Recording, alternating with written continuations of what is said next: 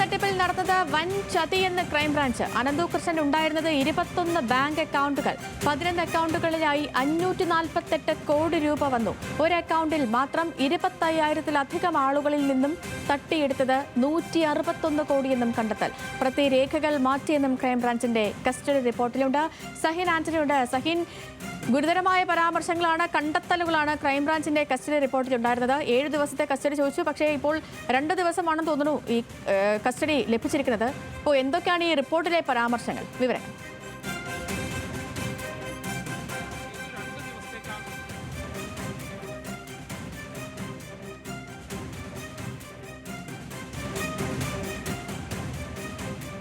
ഇതിൽ തന്നെ പറയുന്നത് 548 കോടിയിലധികം രൂപ ഇയാൾ 11 അക്കൗണ്ടുകളിലായി തട്ടിയെടുത്തിട്ടുണ്ട് എന്നുള്ളതാണ്.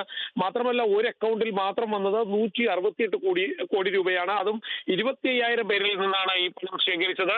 4,000 പേരിൽ നിന്ന് 56,000 രൂപയോളം, ഒപ്പം തന്നെ 20,000 പേരിൽ നിന്ന് ഏറെക്കുറെ 50,000 രൂപയോളം ഇയാൾ തട്ടിയെടുത്തു എന്നുള്ളതാണ് ക്രൈംബ്രാഞ്ചിന്റെ കണ്ടെത്തൽ.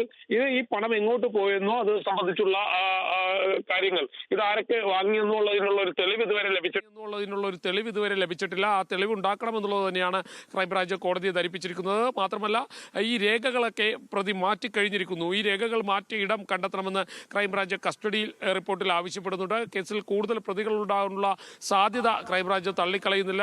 കൂടുതൽ പ്രതികൾ ഉണ്ടാകാനുള്ള സാധ്യത തന്നെയാണ് ക്രൈംബ്രാഞ്ച് സൂചിപ്പിക്കുന്നത്. അതുകൊണ്ട് ആ പ്രതികളെ കണ്ടെത്തണമെന്ന് ക്രൈംബ്രാഞ്ച് ആവശ്യപ്പെടുന്നു. അതുകൊണ്ട് തന്നെ പ്രതിയെ 7 ദിവസത്തേക്കായിരുന്നു കസ്റ്റഡിയിൽ ആവശ്യപ്പെട്ടിരുന്നത്. പക്ഷേ നിലവിൽ 2 ദിവസത്തേക്ക് മാത്രമാണ് ഇയാളെ കസ്റ്റഡിയിൽ നൽകിയിരിക്കുന്നത്.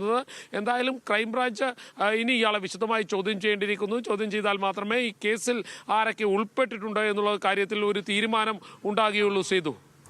ശരി സഹിൻ, വ്യക്തമാണ്.